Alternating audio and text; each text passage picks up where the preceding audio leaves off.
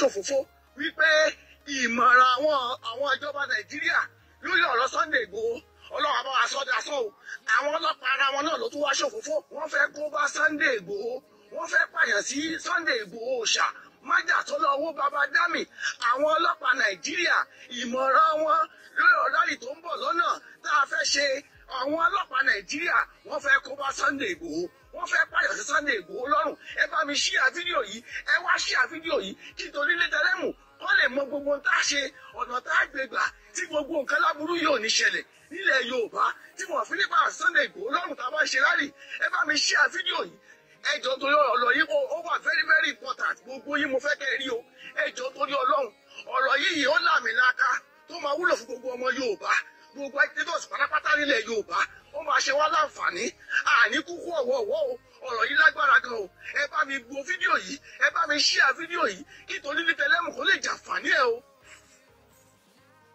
mo fẹ́ fún gbogbo ilé orúkọ mi ní Àgbà Akinpasọ̀jẹ láti ìlú Benin Republic mo fẹ́ fún agboolé ní information kan Ọlọ́run bá ò ní mú wa ní ọ̀lẹ́ yìí mo wà lé mo wá lọ sí Ìgbẹ́ mo wá lọ wá ewé kan ni wọ́n pè mí nílé pé mo ní àlejò kan mo dáhùn pé ṣé àlejò ọkùnrin àbí obìnrin olóbìnrin mo ṣe ṣàṣàṣà mo padà wálé ìgbà tí mo padà wálé ká má fa ọ̀rọ̀ ó jẹ́ obìnrin kan ó fi adíkàìdì hàn mí ó jẹ́ ọlọ́pàá Nàìjíríà ni arábìnrin náà ní arábìnrin náà sọ pé òun kù ní bọ́dà òun fẹ́ wọ Benin láti ibi tóun ti kú òun fẹ́ máa cross òun kó fi máa wọ ọkọ̀ tó bọ́dà wa míì tó fi máa lọ Nàìjíríà lòun wá béèrè lọ fún àwọn èèyàn àwọn onímọ́tò wọn pé òun fẹ́ rí ẹni tó súnmọ́ bàbá wa ṣe Sunday Igboho ló jẹ́ àwọn tó onímọ́tò yẹn nítorí lọ́dọ̀ wa ń bì ní ọ̀dọ̀ wa nípò bẹ́ẹ̀ níbi ilẹ̀ bí ṣáìdì ọ̀dọ̀ tèmi kò sẹ́ni tí ó mọ̀ pé èmi pẹ̀lú bàbá àjọ ń ṣe ló jẹ́ gbà tí wọ́n fẹ́ dàrẹ́tì ẹ̀ ọ̀dọ̀ mi yẹn dàrẹ́tì ẹ̀ pé tó bá ti rí àpàṣẹ ọ̀dọ̀ ìyá náà ń sọ fún mi pé ọlọ́pàá lòun wà àmọ́ nǹkan lòun fẹ́ sọ wípé kí n sọ fún bàbá lẹ́ẹ̀kan sí orúkọ mi ní Àgbà Akinpasọ̀jẹ láti ìlú Benin Republic ó ní nǹkan ni òun fẹ́ sọ fún bàbá ká sọ fún gbogbo àwọn warriors pátá wípé mega rally tí a fẹ́ ṣe ní October ó ní kí a dákun kí a dábọ̀ ẹni tí ò bá tó láìdí kó má faṣọ bàbá ẹ̀ bora nítorí yóò lè nítorí wọ́n ti plan kalẹ̀ ìyẹn ní first ìjọba local government federal government ìjọba ti ní nǹkan kalẹ̀ wípé rally tá a la fẹ́ ṣe náà ó máa lè gbọ́n máa dún mo fi ayé mo fi búra nǹkan tí ọlọ́pàá obìnrin náà sọ fún mi kódà mo sọ níṣọ́ pé ó fẹ́ sẹ́ndì kankan sí mi fídíò náà ìgbà tó gba nọ́mbà mi ó lóun máa sẹ́ndì ẹ̀ tó bá nítorí tá a bá wọ Benin network Nàìjíríà kì í ṣe ló gba nọ́mbà mi nọ́mbà ọ́fíìsà náà gangan tó wà lọ́dọ̀ mi ó wà important information yẹn pàṣẹ tí gbogbo orí gúrùpù nítorí ó sọ pé wọ́n ti plan kalẹ̀ wípé wọ́n mọ̀ pé a máa ṣe rally náà òun fetí kọ́ ọ ni láti òkè lóhùn ọ̀gá tóun súnmọ́ ló fún òun níbi táwọn ti jọ ń sọ̀rọ̀ ń pọ̀ àwọn Yorùbá nǹkan báyìí lọ̀rọ̀ fi débi Yorùbá nation. àdúrà ló ń gbà agbára kọ́ ṣé ẹ ti gbọ́ àtẹ̀jíṣẹ́ tí gbogbo ọmọ Yorùbá pátápátá tí mo fẹ́ kẹ́ ẹ gbọ́ èròǹgbà àwọn ìjọba Nàìjíríà láti sọ olóyè Sunday Igboho májàsọ́lá ọmọ aládìkún láti sọ lẹ́nu láti sọ lórúkọ tí bàbá àtìyá ẹ̀ ò sọ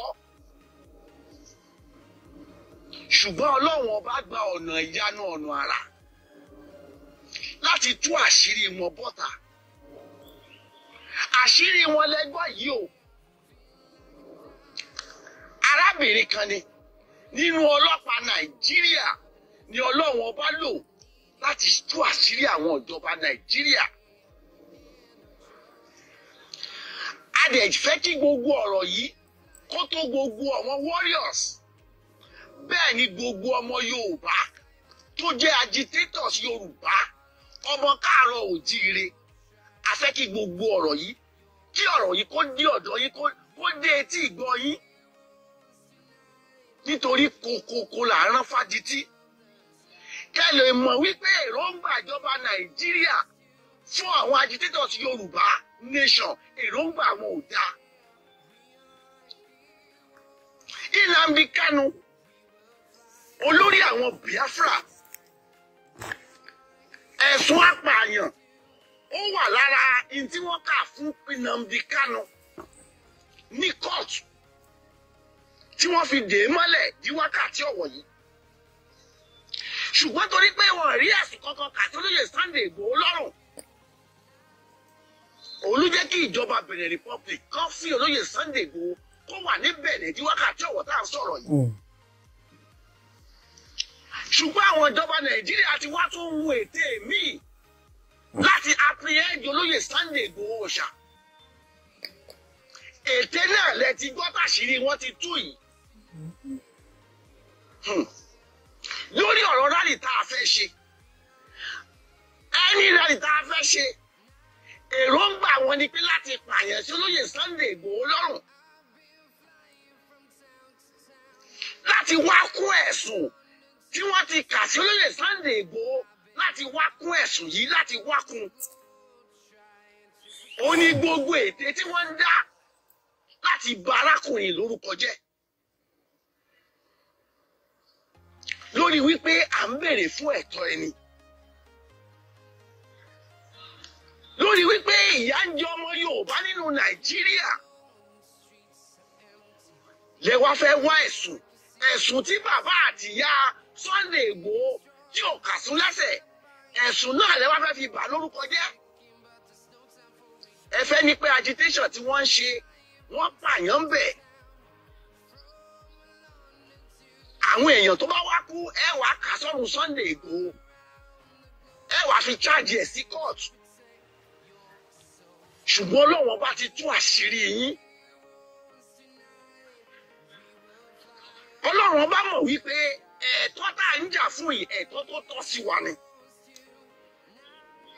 Sunday Igboho tí ò mọ́wọ́ tí ò mẹsẹ̀, òun lè wá fẹ́ wá ẹ̀sùn sí lẹ́sẹ̀ lórí pé à ń béèrè fún ẹ̀tọ́ wa.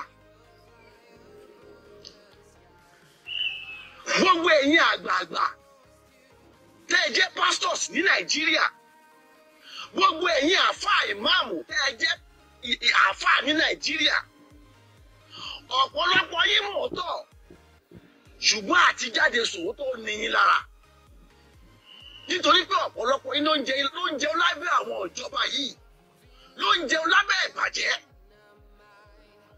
Ṣùgbọ́n a sì mọ àwọn àáfàá kan tó jẹ́ kí wọ́n làmìlaka. Irú wọn ni bàbá wa Muyideen Ajani Bello, tí mo fi tọ̀wọ̀tọ̀wọ̀ dárúkọ bàbá yìí, nítorí bàbá yìí ó jáde ó sọ òtítọ́ ọ̀rọ̀. Ìjọba orí ìjọba ṣe sí aráàlú tó tún dìde tó lòun fẹ́ gbìyànjú, ṣe bẹ́ẹ̀ tún dìtẹ̀ mọ́ Sunday Adéyẹmọ Ìgbòho, ẹ tún dìtẹ̀ mọ́ ẹ lé ọmọ ọlọ́mọ, ẹ sì bá àtàdé ẹ fi lé kú òlù. Ṣùgbọ́n Ọlọ́run ọ̀pá yóò sì tún máa padà dé, ó máa padà dé láìpẹ́ yìí, ó máa padà dé lókù Ọlọ́run. Yóò padà délé bàbá rẹ̀ padà lókù Ọlọ́run. Ó dìde ìrànlọ́wọ́ ńgbà náà. Gbogbo ẹ̀yin ọba alẹ́ Yorùbá lẹ́kọ̀ọ́ yìí sí. Gbogbo ẹ̀yin ọlọ́lá alẹ́ Yorùbá lẹ́kọ̀ọ́ yìí sí. Gbogbo ẹ̀yin aláṣẹ Yorùbá lẹ́kọ̀ọ́ yìí sí. Ẹni kò síbi tí ó gbé bà. Ndó ti wá lọ náà ṣe nísìnyí ni. Ṣé ẹgbọ́n tí bàbá Muyideen Ajani Bello sọ? Wọ́n sọ gbogbo akitiyan tí Sunday Igboho ṣe bí Nàìjíríà ṣe dì lónìí. في كتير ناس هالفترة عم بتفتش على بزنس اونلاين، في كتير بزنسز اونلاين all over the internet. بس أنا وسمر لقينا بزنس it is Sunday Igboho jẹ̀bi wọ́n ṣe jáde fún ọmọ Yorùbá láti gbèjà ọmọ Yorùbá. Bí èèyàn bá ń bá wọn jẹun nídìí ìbàjẹ́ tẹ́lẹ̀tẹ́lẹ̀, tó bá tẹ̀ sọ pé wọn ò bá yín jẹun mọ́, ṣẹ̀ṣẹ̀ wà ń bẹ̀ ni. ẹ̀dá kíkà yìí bó tiẹ̀ jẹ́ wípé olóṣèlú ní Sunday Igboho nígbà kan rí tó sì bá yín jẹun. Ìwé mímọ́ sọ fún wa wípé wọ́n ní Ọlọ́run sọ pé òun ò fẹ́ kú ẹlẹ́ṣẹ̀ kankan àfi kó ronúpìwàdà. Ṣẹ̀ṣẹ̀ ní kí Sunday wá ronúpìwàdà ní ìsìn pé òun ò bá yọ olóṣèlú ṣe mọ́, òun fẹ́ ẹ̀tọ́ fún gbogbo ọmọ Yorùbá, fún gbogbo ọmọ káàárọ̀ òjìrì, ṣẹ̀ṣẹ̀ wà ń bẹ̀. Ẹ wá ń wá bẹ́ẹ̀ ṣe fẹ́ dojú ìjọba Sunday Igboho, ẹ fẹ́ dojú ìjọba ìdílé, ẹ fẹ́ wá ẹ̀sùn sí lẹ́sẹ̀, ẹ fẹ́ wá ọ̀ràn sí lẹ́sẹ̀, kí ló ṣe fún yín? Ṣùgbọ́n ẹni Ọlọ́run ò bá ti tí ò bá ti pa, ẹ̀dá kan ò lè pa, bẹ́ẹ̀ ni ẹni tó Ọlọ́run ò bá ti mú, ẹ̀dá kan ò lè mú. Àwa ti gbọ́ o, a ti gbọ́ àṣírí yìí sì ti tú. Àwa náà máa lọ túnra mú, a máa lè strategize gbogbo kíláàsì wa. Ọ̀nà tó bá yẹ káàtọ̀ tẹ́ fi ní ẹ̀sùn apànìyàn kà sí Sunday Igboho lọ́rùn, ọ̀nà náà láàmú sábà yìí. Àwọn ọ̀rọ̀ yìí ni mo fẹ́ kí gbogbo ọmọ káàárọ̀ òjìrè kí ẹ gbọ́ káàsì lọ múra. Mo fẹ́ ká múra gidigidi fún ọ̀rọ̀ ìjọba Nàìjíríà yìí. Ìmọ̀ràn wọn lórí Sunday Igboho, lórí gbogbo agitators pátápátá. Mo fẹ́ ká fọgbọ́n ṣe é nítorí pé ìjọba Nàìjíríà wọ́n wá bó ṣe fẹ́ apprehend Sunday Igboho. Wọ́n wá bó ṣe fẹ́ ká wọn láwọn kò náà fi ní jẹ́ ká rí agitation yìí, wọ́n fẹ́ ká rí ṣe mọ́. Ṣùgbọ́n ẹ lè pa wá lẹ́nu mọ́. Àwọn máa sọ tiwa, a sì máa wí èyí tí ṣe òtítọ́ ọ̀rọ̀ wípé Nàìjíríà kò sí tí ń jẹ́ Nàìjíríà mọ́. Àtẹnìkíní, àtẹnìkejì, àtẹnìkẹta, èwo lè wọnú àwọn mẹ́tẹ̀ẹ̀ta. Ẹ fi mí lẹ̀. Bí olóyè Bọ́lá Ahmed Tinubu tó bá lọ gba treatment ní London, ẹ fi mí lẹ̀ kí n tèmi. Kí n tèmi. Bára èèyàn bá yá, bó bá sì fìlú rẹ̀ lẹ̀ tó lọ sí ìlú onílùú kan tó lọ gba treatment ńbẹ̀, ṣẹ̀ṣẹ̀ wà ńbẹ̀ ni. Àní ẹ fi mí lẹ̀ sẹ́. Ẹni bàbá wa Bọ́lá Ahmed Tinubu kò wá síbi NBA conference tí wọ́n ṣe tó fi báwọn olóṣèlú sọ̀rọ̀, àwọn presidential aspirants. Wọ́n tún ṣe peace meeting lánàá, wọ́n ní kò tún wá síbẹ̀, ẹjọ́ kí wàá tèmi ẹ fi mí sílẹ̀ sẹ́. Wọ́n ní bàbá lọ gbàtọ́jú nílùú London against campaign tó ń bọ̀ lọ́nà. Bára èèyàn bá ṣáàyà yóò ṣàgbàtọ́jú. Ṣùgbọ́n mo fẹ́ kó yé yín pé àsìkò tí bàbá wa Bọ́lá Ahmed Tinubu wà, àsìkò tó yẹ kán máa enjoy owó wọn ni. Àsìkò tó yẹ kán fẹ̀yìntì kán máa jẹun ọmọ ni. Ṣùgbọ́n ẹ̀yin èèyàn, ẹ ṣáà ní kí bàbá yìí máa lọ. Ẹ ṣáà ní kí bàbá yìí máa lọ. Kí bàbá yìí máa lọ. Nítorí gbogbo ẹmọ̀ kí bàbá yìí bùjẹ́bùdànù ni. Tó bá dórí ipò tán, á bẹ̀rẹ̀ sí ṣe bùjẹ́bùdànù fún gbogbo yín. Kò sí ìdí kan tẹ́ fi ń tẹ̀lé olóyè Bọ́lá Ahmed Tinubu nítorí pé ó lawọ́. Nítorí pé ó máa ń náwó yàfùyàfù, ó lè ṣe ń tẹ̀lé. Kì í ṣe pé ẹ̀ ń wá kí ìjọba Nàìjíríà kó lójútùú. Kì í ṣe pé ẹ̀ ń wá ìgbáyé gbádùn àwọn mẹ̀kúnnù. Ìyẹn ò ní ká máa sọ òótọ́ ọ̀rọ̀, àwọn sọ ìtí ṣe òtítọ́ ọ̀rọ̀. Nàìjíríà ó wà lórí agbami. Ìjì wa ń fẹ́ wá ń fi tọ́tún, ó ń fi sósì. Ọlọ́run ò mà ní jẹ́ kíjì ayé gbé wa lọ. Ṣùgbọ́n àwọn ọmọ sọ fún yín wípé ọ̀rọ̀ Yorùbá nation yìí ló going back ni. Yorùbá nation tá a wà lẹ́nu ẹ̀ yìí yóò wáyé ní kíákíá. Tí mo dẹ̀ mọ̀ wípé ọjọ́ kan Yorùbá nation shall surely stand one day. Ó dàbọ̀.